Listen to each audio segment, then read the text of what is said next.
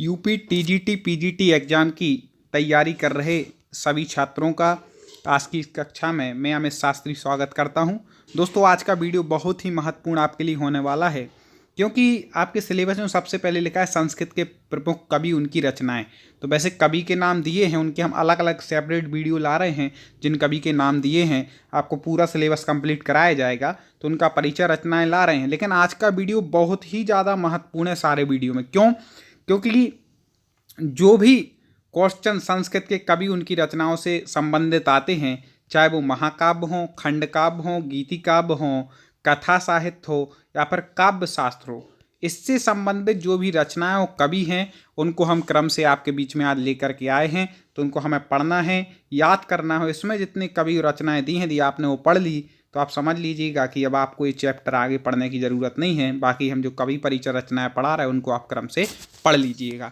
तो आज का वीडियो बहुत ही महत्वपूर्ण है, पूरा देखें और आज की कक्षा को हम सभी लोग प्रारंभ करते हैं। सबसे पहले हम देखते हैं संस्कृत के महाकाव्य। ठीक है, कौन कौन से महाकाव्य हैं और उनके रचनाकार कौन हैं। ठीक है, महाकाव्य पर चर्चा चल रही है। तो पहला महाकाव्य है महर्षि वाल्मीकि जी ने लिखा है रामायण। महर्षि वाल्मीकि जी का क्या है? रामायण। सबको पता है वाल्मीकि जी की रामायण फेमस है, आपको याद हो जाएगा। अब दूसरी है महर्षि वेदव्यास जी की महाभारत। ठीक है, महर्षि वेदव्यास जी ने क्या लिखी? महाभारत। याद रखिएगा, दो बिल्कुल रट लें। रामायण किनकी है? वाल्मीकि जी की। और वेदव्यास जी की है महाभारत। आगे अश्वघोष। अश्वघोष जो थे उन्होंने लिखी बुद्धचरित और सौंदर्यानंद। किसने लिखी है? अश्वघोष ने। अब बुद्ध भगवान कैसे थे? बहुत ही सुंदर थे। ठीक है, और जब वो राजकुमार थे तो क्या अश्व पर बैठ करके जाते थे। तो अश्वघोष की आप क्या कर लेंगे? बुद्ध कैसे थे? सौंदर्य से सहित थे। तो अश्वघोष की क्या हो जाएगी? बुद्धचरित और सौंदर्यानंद। ऐसे आप याद रख सकते हैं। कालिदास। महाकाव्य पढ़ रहे, केवल महाकाव्य। ठीक है, और भी रचनाएं हो सकती हैं कवियों की, लेकिन अभी हम केवल महाकाव्य देख रहे हैं। जैसे कालिदास की है, तो कालिदास ने दो महाकाव्य लिखे, कुमार शुंभा और रघुवंश। इसका हम अलग से एक वीडियो आपको लेकर के आ चुके हैं। तो कालिदास की रचनाओं को हमने रमेकर MBA ट्रिक के माध्यम से पढ़ाया था, आप वो पढ़ लिया होगा। तो कालिदास जी ने दो महाकाव्य लिखे, कुमार संभव, रघुवंश। अगला है भारवी। भारवी जी ने महाकाव्य लिखा क्रातार्जुनीय। कौन सा लिखा? क्रातार्जुनीय। हमने बताया था कि क्रात मतलब होता है शिव, और अर्जुन के बीच में जो युद्ध हुआ उसका वर्णन है, बहुत भारी युद्ध हुआ, तो भारी से भारवी, आप ऐसे याद रख सकते हैं। श्रीहर्ष, ये भी आपके सिलेबस में ही। इन्होंने कौन सा महाकाव्य लिखा? इन्होंने लिखा नैषधि चरितम। क्या लिखा? नैषधि चरितम। नैषधि के चरित्र को सुन करके हमें क्या हो गया? हर्ष हो गया। ऐसे आप याद लगा सकते हैं कि श्रीहर्ष का क्या हो जाएगा? नैषधि चरितम। अगला देखें, महाकवि माघ जो हैं उन्होंने लिखा है महाकाव्य शिशुपाल वध। ठीक है, इसको याद करने के लिए आप ऐसे याद रख सकते हैं कि शिशुपाल का वध किस महीने में हुआ? तो माघ महीने में। ऐसी ट्रिक है ये। आप कोई अपनी भी ट्रिक लगा सकते हैं। मान लो आपको हमारी ट्रिक से याद नहीं और समझ में नहीं है, तो अपनी ट्रिक लगा लें। तो शिशुपाल का वध किस महीने में हुआ? माघ में। तो माघ की रचना क्या हो गई? शिशुपाल वध। ठीक है, बाकी कथा वस्तु अलग है, अलग अलग हम जो वीडियो माघ के परिचय वाला पढ़ाएंगे उसमें पूरा आ जाएगा विस्तार से। ये वीडियो तो आप बिल्कुल पूरा देखिएगा, थोड़ा बड़ा हो सकता है लेकिन महत्वपूर्ण है। पाणिनि जी ने लिखा है महाकाव्य जम्बवती विजयम। पाणिनि जी ने कौन सा लिखा है? जम्बवती विजयम। वैसे इनकी अष्टाध्यायी व्याकरण की रचना प्रसिद्ध है, लेकिन यहाँ पे महाकाव्य कौन सा लिखा है? तो जम्बवती की विजय करा दी थी पाणिनि जी ने। ठीक है, किसकी विजय कराई? जम्बवती जी की। आगे कात्यायन ने लिखा है स्वर्गारोहणाम। कात्यायन जी ने कौन सा महाकाव्य लिखा? स्वर्ग में आरोहण कर लिया कात्यायन जी ने। ठीक है, आगे रत्नाकर जी ने लिखा है हरि विजयम। हरि विजयम। रत्नाकर मतलब क्या होता है? समुद्र। और हरि मतलब विष्णु। विष्णु भगवान कहाँ रहते हैं? समुद्र में ही तो रहते हैं। ठीक है, तो रत्नाकर मतलब समुद्र होता है, तो हरि विजयम। हरि कहाँ पर रहते हैं? समुद्र में, तो उनकी वहाँ विजय होती है। तो रत्नाकर जी ने क्या लिखा? हरि विजयम। कैसी भी ट्रिक आप लगा सकते हैं। पतंजलि ने लिखा है महानंद काव्य। महान आनंद जिस काव्य में हो। ठीक है, तो पतंजलि अभी बाबा रामदेव जी का पतंजलि चल रहा है, इनके प्रोडक्ट यूज करके उनको कई लोगों को आनंद आ जाता है उनकी कोई वस्तु खा करके। तो महानंद काव्य, पतंजलि का क्या हो गया, महानंद काव्य, याद कर सकते हैं ऐसे। हरि सिंह जी ने क्या लिखा, प्रयाग प्रशस्ति। प्रयाग प्रशस्ति किसने लिखी है, हरि सिंह जी ने। प्रयाग कहाँ, प्रयाग जो है वह क्या बहुत ही धार्मिक नगरी है, तो हरि का भजन होता है वहाँ पर। तो हरि सिंह जी ने क्या लिखी है, प्रयाग की प्रशस्ति लिख दी पूरी। ठीक है, ये महाकाव्य हो गया। प्रवर सेन, प्रवर सेन ने लिखा है सेतु बंध। ठीक है, प्रवर सेन जी ने कौन सा महाकाव्य लिखा है, सेतु बंध। वीडियो को आप कम से कम 2 बार देखिएगा, तब आपको पूरे अच्छे से याद होंगे, क्योंकि बहुत सारी रचनाएं एक बार में तो याद होंगी नहीं। तो आपके लिए अपलोड रहेगा, जिन्होंने कोर्स ले लिया है तो उनके लिए 1 साल तक के लिए एक मान्य है ये। ठीक है, और एक और निवेदन कि आप अपने साथियों को जरूर बताएं कि दोस्तों यदि आप संस्कृत की पूरी तैयारी टीजीटी और पीजीटी जिन्होंने हिंदी साहित्य से कर रहे हो, संस्कृत का चैप्टर है, क्योंकि 15 से 20 नंबर का सवाल है दोस्तों, इसलिए आप खरीदें और दोस्तों को जानकारी जरूर दें। चलें आगे बढ़ते हैं।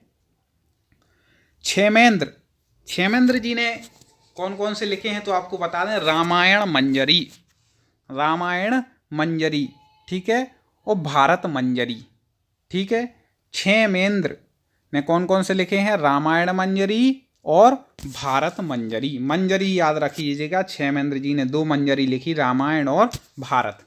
ठीक है, रामायण कहाँ पर हुई है, भारत पर, भारत में हुई ना रामायण, इस प्रकार से क्षेमेंद्र जी ने लिखी है, ऐसे याद रख सकते हैं दोनों। बिल्हण और कुल्हण, इन 2 की रचनाएं पूछी जाती हैं, तो याद रखिएगा। बिल्हण ने लिखी है विक्रमादित्य अंगदेव चरित, विक्रमा अंगदेव चरित किसने लिखी, बिल्हण ने। अब बी से विक्रमा ऐसे लगा लेना, ठीक है, अंगदेव चरित, क्यों कंफ्यूज हो जाते हैं बिल्हण और कल्हण में, तो आपको बी से लगा लेना विक्रमा। ठीक है, इनकी रचना होगी। कल्हण जी ने लिखी है राज तरंगिणी, कल्हण जी ने कौन सी लिखी है, राज तरंगिणी। आपने देखा होगा कि कुल्हड़ में आती है, कई बार चाय आती है, तो बिल्कुल कैसी बड़ी अच्छी तरंगे मारती है, तो आप ऐसे लगा सकते हैं कल्हण जी की तरंगिणी, कौन सी, राज तरंगिणी। ठीक है, इस प्रकार से आप लगा सकते हैं बिल्हण जी और कल्हण। ठीक है, आगे बढ़ते हैं दोस्तों। समझ में तो आ रहा होगा आपको, लाइक जरूर कर देना एक बार वीडियो को। अभिनंद कादम्बरी सार रामचरित, इन्होंने कौन सी लिखी, अभिनंद जी ने कादम्बरी सार रामचरित। जिस रचना पे हम ज़्यादा जोर डालें समझ लो महत्वपूर्ण है, जैसे ये नहीं पूछी जाती, इतनी महत्वपूर्ण नहीं, फिर भी ले लिया, महाकाव्य है तो। ठीक है, आगे है पद्मगुप्त, एक इनकी है नहो सहसा चरित्र। ठीक है, ये भी ज़्यादा महत्वपूर्ण नहीं, हाँ ये ज़्यादा महत्वपूर्ण है। कुमार दास की है जानकी हरणम, जिसकी हम ट्रिक बताएं समझ लेना, वो महत्वपूर्ण है। तो कुमार दास की कौन सी है, जानकी हरणम। अब जानकी का हरण वैसे किया तो था रावण ने, लेकिन अपन को ट्रिक लगानी है, तो जो कुमार लोग होंगे वो किसी स्त्री का हरण करते हैं, करना नहीं चाहिए, गलत बात है। तो कुमार दास की क्या हो जाएगी, जानकी हरणम। तो उन्हें जिंदगी भर दास बनना पड़ेगा जो ऐसा काम करेंगे। ठीक है, जो कुमारे जानकी का हरण करेंगे जिंदगी भर दास बन के रह जाएंगे, इसलिए कुमार दास की क्या हो जाएगी, जानकी हरण। ठीक है, इस प्रकार से हमने अभी महाकाव्य पढ़ लिए। अब आगे और ग्रंथों पर चर्चा करते हैं। महाकाव्य हो गए, अब काव्य शास्त्रीय ग्रंथ हम देखते हैं कौन कौन से हैं। ठीक है, काव्य शास्त्रीय तो आप जानते हैं, जो काव्य शास्त्र होता है, रस छंद अलंकार ये सब कुछ जिसमें आते हैं। ठीक है, अब देखें, बहुत महत्वपूर्ण, आचार्य भरत मुनि ने लिखा है नाट्य शास्त्र। ठीक है, भरत मुनि जी ने क्या लिखा है, नाट्य शास्त्र। आपको सबको पता है वैसे भारत में क्या होते हैं, नाट्य वगैरह कहाँ पर होते हैं, भारत में, तो आप ऐसे लगा सकते हैं भरत मुनि जी ने क्या लिखा है, नाट्य शास्त्र। आचार्य भामय ने लिखा है काव्यालंकार। आचार्य भामय जी का ग्रंथ कौन सा है, काव्यालंकार। भामय से आप लगा लीजिएगा भौहें, भौहें का अपन क्या करते हैं, अलंकार करते हैं, उनको सजाते हैं, तो भामय जी का क्या हो जाएगा, काव्यालंकार। और दंडी जी का काव्यादर्श, काव्यादर्श। ठीक है, तो जो काव्य का दर्श नहीं करता उसको क्या दंड मिलता है, तो दंडी जी का क्या हो गया, काव्यादर्श। अब काव्य शास्त्र है आपके, उसमें आप उनके दर्शन ना करें, मतलब पढ़े नहीं काव्य दर्शन, तो आपको क्या दंड मिल जाएगा भाई, पेपर में नंबर कम आएंगे, इसलिए दंडी जी का क्या हो जाएगा, काव्यादर्श। याद रखिएगा, तीनों महत्वपूर्ण है ये। आगे के भी महत्वपूर्ण। आनंदवर्धन, आनंदवर्धन का है ध्वन्यालोक। इसको कैसे याद रखेंगे? जब अच्छी आपको ध्वनि का आलोकन हो जाए, ध्वनि सुनने को मिल जाए अच्छी कान में, तो हमें क्या आनंद बढ़ जाता है हमारा, क्या मधुर ध्वनि है। आपका कोई फेवरेट गाना, कोई ट्यून बज जाए, ध्वनि आपको सुनाई दे, तो क्या आनंद आ जाता है, आनंद बढ़ जाता है। ठीक है, ठीक है, याद हो गया आपको कि ध्वनि अच्छी आने पर आनंद हो जाता है, आनंद का बढ़ जाता है। आगे है राजशेखर, इनकी क्या, ये भी आपके सिलेबस में है ही। तो राजशेखर जी ने लिखी है काव्य मीमांसा। ठीक है, राजशेखर जी ने क्या लिखी है? काव्य मीमांसा। राजा लोग ही मीमांसा कर सकते हैं, तो काव्य मीमांसा किसने? राजशेखर। ऐसे आप लगा लीजिएगा, महत्वपूर्ण है। अब देखें धनंजय और धनिक, इनकी है 10 रूपक। ठीक है, 10 रूपक किनकी है? धनंजय और धनिक। ठीक है, जो धनंजय होंगे, जो धनवान होंगे, उन्हीं के कई रूप हो सकते हैं, तो धनंजय धनक की 10 रूपक, ऐसे याद रख सकते हैं। आगे भोजराज, भोजराज की देखो कौन कौन से काव्य शास्त्री ग्रंथ हैं। कई लोग कहेंगे सर इन कवियों के और भी ग्रंथ हो, हाँ हैं, लेकिन हम केवल काव्य शास्त्री की चर्चा कर रहे हैं। जैसे ऊपर महाकाव्य, यहाँ काव्य शास्त्री ग्रंथ। ठीक है, तो ऐसे इसमें सब आ जाएंगे। तो भोजराज की है सरस्वती कंठ आवरण और श्रृंगार प्रकाश। ठीक है, अब जो भोजराज, भोजराज जो थे, समझ लें आप, उन्हें क्या श्रृंगार बहुत पसंद था, तो वो कंठ में भी आवरण धारण करते थे और श्रृंगार के से भी अपना प्रकाश करते थे। ठीक है, तो भोजराज जी का सरस्वती कंठ आवरण और श्रृंगार प्रकाश। ठीक है, ऐसे याद रख सकते हैं। क्षेमेंद्र जी के हम महाकाव्य ऊपर पढ़ चुके हैं, क्षेमेंद्र जी के क्या कर चुके हैं? महाकाव्य पढ़ चुके हैं। अब यहाँ पर और इनके काव्य शास्त्री ग्रंथ कौन कौन से हैं? तो औचित्य विचार चर्चा, औचित्य विचार चर्चा और कवि कंठाभरण, ये महत्वपूर्ण है, कई बार पूछी गई। कवि कंठाभरण किसकी रचना है? आचार्य क्षेमेंद्र जी की रचना है। जो इंद्र लोग होते हैं वह कंठ में आवरण धारण करते हैं, आपने देखा होगा कंठ में वो पहने रहते हैं, पहने रहते हैं कि नहीं, एक प्रकार से मतलब वो कानों के। तो कंठाभरण कौन धारण करते हैं? इंद्र लोग, तो क्षेमेंद्र। ठीक है, तो औचित्य विचार की चर्चा भी इंद्र लोग करते हो, कंठ में आवरण भी धारण कौन करते हैं? इंद्र लोग। तो कवि क्षेमेंद्र की 2 रचनाएं हो गई। आचार्य मम्मट, आचार्य मम्मट जी ने क्या की कौन सी रचना लिखी? काव्य प्रकाश, कई बार पूछी गई है। आचार्य मम्मट जी की कौन सी है? काव्य प्रकाश। ये बहुत सारे तो जो आपके सिलेबस में वो आ गए, कुछ अलग से भी यदि पूछ लेता है तो हमें तैयार रहना चाहिए। या नहीं पूछता, मान लो पूरा 100% सिलेबस में से आएगा, वो आता है, लेकिन मान लो क्या होता, ऑप्शन में आ जाते, तो आपको पहचानने में आसानी होती है कि भैया यहाँ पर क्षेमेंद्र हैं तो इनके तो 2 थे, तो 2 ऑप्शन तो वैसे ही कट गए, फिर ऐसे आप लगा सकते हैं। इसलिए हमने ये महत्वपूर्ण वीडियो लेकर के आए हैं। ठीक है, ये केवल उन्हीं को मिलेगा जिन्होंने कोर्स खरीदे हैं वीडियो। ठीक है, तो आपके लिए लिया है, या और लोगों को भी आप दिला सकते हैं। अब देखें, तो मम्मट जी का हो गया काव्य प्रकाश। ठीक है, काव्य प्रकाश मम्मट जी का। अगला देखें हेमचंद्र जी, काव्यानुशासन। हेमचंद्र जी ने कौन सा ग्रंथ लिखा? काव्यानुशासन। ठीक है, आगे देखें रामायण गुणचंद, इन्होंने लिखा है नाट्यशास्त्री ग्रंथ नाट्य दर्पण। ठीक है, रामचंद्र गुणचंद्र। ठीक है, नाट्य दर्पण। आगे देखें जयदेव जी ने लिखी है चंद्रलोक, ये कई बार पूछी गया है, जयदेव चंद्रलोक। ठीक है, अब जिसने चंद्रलोक को प्राप्त कर लेगा जो, तो उसकी अपन क्या करेंगे? जय करेंगे, तो जयदेव चंद्रलोक। वेरी वेरी IMP अंगली आ गई। विश्वनाथ जी ने लिखी साहित्य दर्पण। और आपको बता दें कि साहित्य दर्पण बड़ी महत्वपूर्ण है, क्योंकि जब मैंने शास्त्री की तो साहित्य दर्पण हमारे 3 ईयर के कोर्स में थी, थोड़ी थोड़ी यादी करके इसके बहुत सूत्र पढ़े हैं। और इनका सबसे फेमस जो माना जाता है वाक्य रसात्मकम काव्यम, इनका अलग से परिचय तो हम पढ़ा ही रहे हैं, सिलेबस में है जिनके। तो वाक्य रसात्मकम काव्यम इन्होंने सबसे फेमस सूत्र दिया। तो विश्वनाथ जी ने क्या लिखी है? साहित्य दर्पण। जो विश्व के नाथ होंगे वही तो हमें साहित्य का दर्पण दिखाएंगे। ठीक है, तो आप ऐसे याद रख सकते हैं विश्वनाथ जी की साहित्य दर्पण। जिस पर हम ज़्यादा जोर दे रहे हैं, समझ लेना, वो महत्वपूर्ण है। अब जगन्नाथ जी ने लिखी है रस गंगाधर।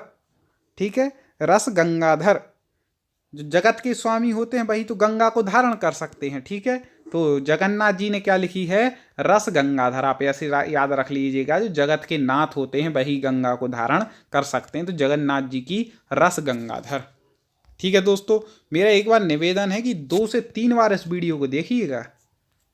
आपकी बुद्धि कोई शताब्धानी पुरुष जैसी तो है नहीं कि 100 बातों को एक साथ सुना और तुरंत बता दिया।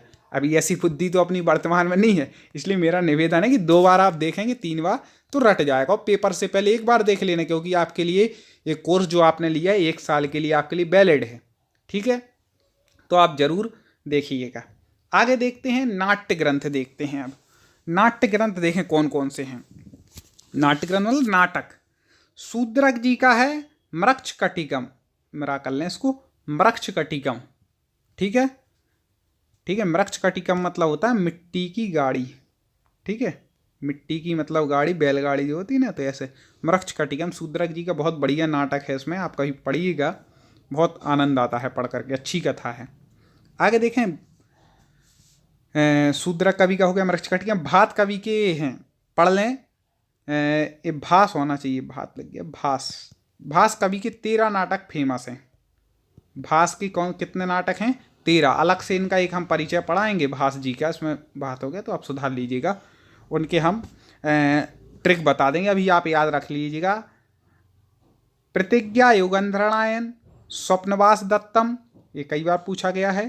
प्रतिमा नाटकम, अभिषेक नाटकम, अभिमार्कम, बाल चरित्रम, पंचरात्रम, उरुभंगम, दूत घटोत्कच। ये क्या है? महाकवि भास जी के नाटक हैं। यहाँ से भी याद कर लीजिएगा, अलग से भी हम आपको पढ़ाएंगे, ट्रिक बता देंगे, पूरा बना लेंगे ट्रिक, जैसे कालिदास जी की बनाई थी रमे करे MBA वैसी।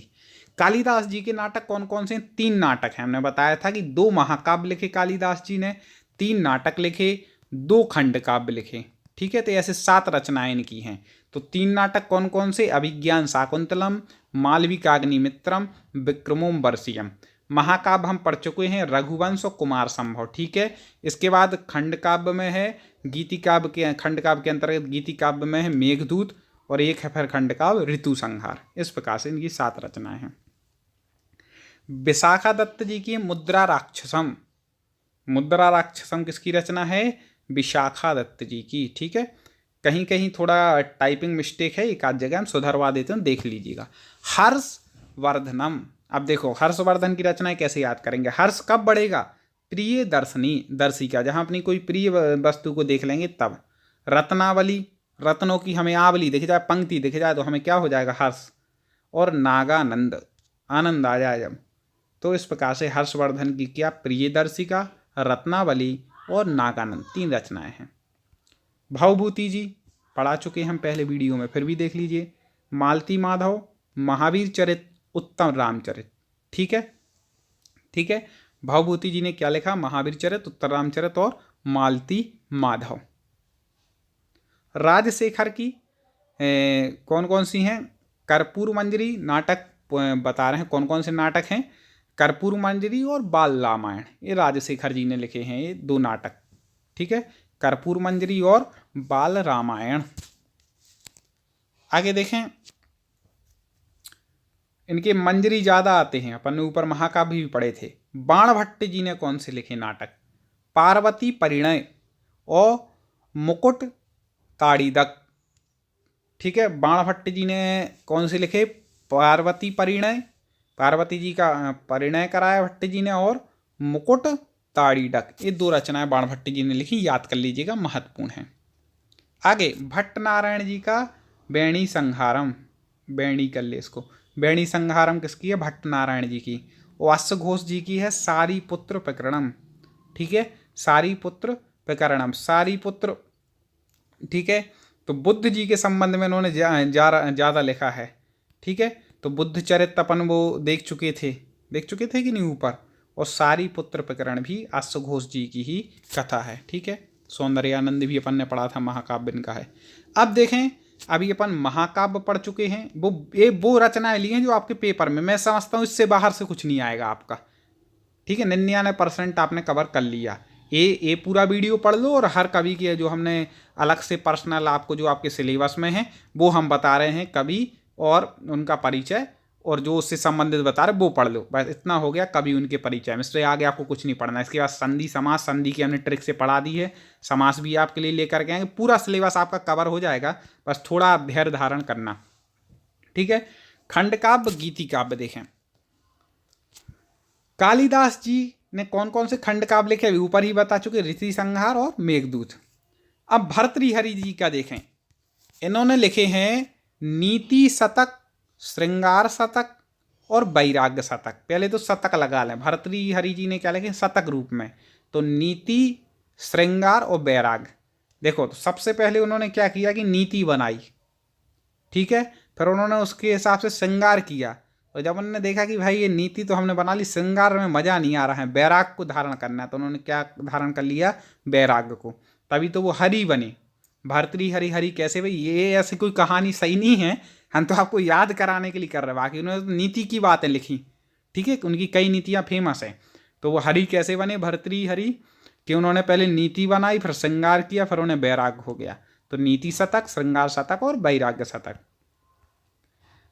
अब गीत गोविंद, हम गोविंद के गीत गाएंगे तो बीच में क्या बोलेंगे, जय जय जय, तो जय देव, ठीक है, जय देव बोलेंगे ना, गोविंद के गीत गाएंगे तो जय देव। अब देखें हाल, इनने क्या लिखी, गाथा सप्तशती। इसका धोई कवि ने लिखी है पवनदूत, बिल्हण की है चोर पंचासिका, ये सामान्य रचना है इसलिए स्पीड से ले रहे हैं। मयूर भट्ट जी की है सूर्य शतकम, सूर्य शतक किसकी है, मयूर भट्ट जी की। अब हम देखते हैं कथा साहित्य, कथाएं कौन कौन सी हैं।